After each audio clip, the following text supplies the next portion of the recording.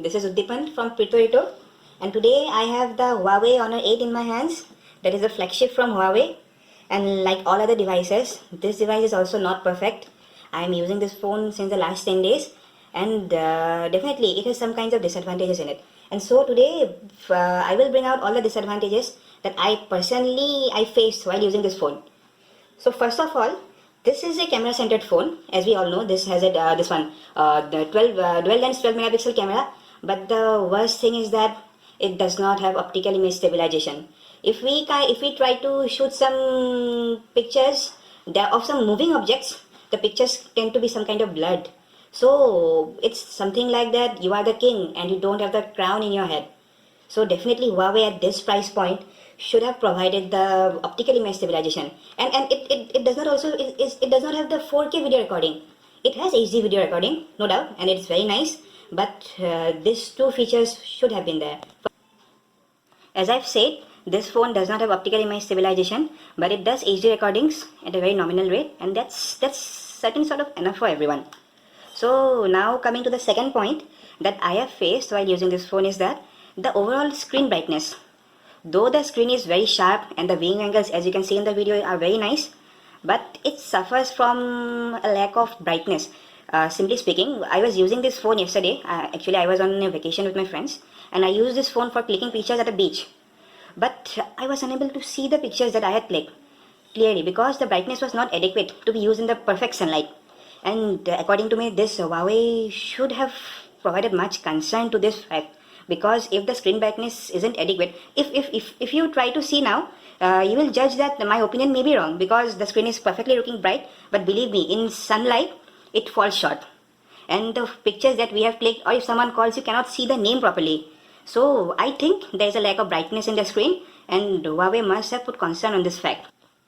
Now thirdly, coming to its battery backup, it's some sort of average. There is no kind of incredibility in it, and the phone is powered by a 3000 mAh battery, which according to me was certain sort of enough.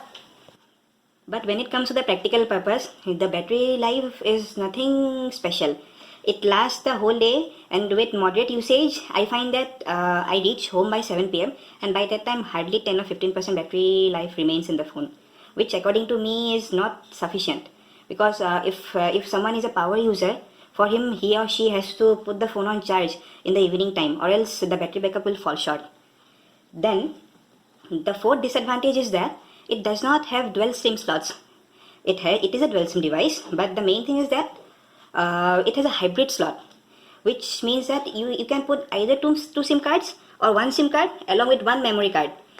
So if someone is a dual SIM user, for him this phone is not suited. According to me, it will not suit because this has a 32 GB onboard storage, which according to me may not be sufficient for many people because everybody know that the videos all that we shoot are nowadays very much heavy, and the media files are awkwardly heavy nowadays, and 32 GB storage and the availability is 24 GB. That according to me is not sufficient. If it would have been a 64 GB variant that Huawei hasn't launched in India, then the matter would have been a bit different.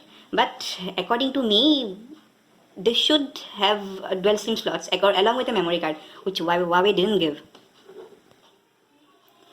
So moving to the next segment, there are some minor disadvantages like there is no removable battery, and which according to me is not an issue.